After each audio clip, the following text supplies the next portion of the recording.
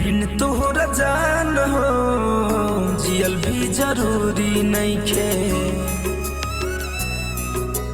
ए जा फाइनली धनंजय धरकर का बहुत ही बड़ा कैसे संभारी देहिया संभरत न दिल बा तोहके भूला। बहुत ही दर्द भरा एक सैड सॉन्ग धनंजय धरकर ने ला दिया। इससे पहले अगर आप सब वीडियो नहीं देखेंगे तो रिव्यू में बना चुका हूं, जो आप इस चैनल पर जाकर देख सकते हैं।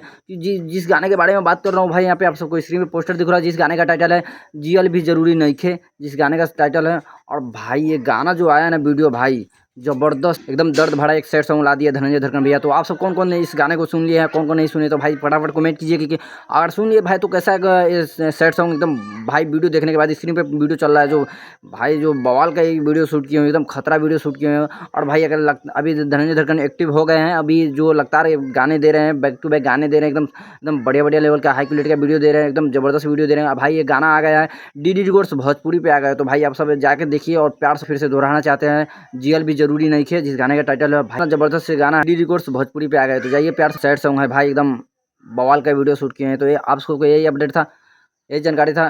स्क्रीन पे आप सबको वीडियो चल रहा होगा, जो वीडियो आप सब देखिए कितना जबरदस्त वीडियो है।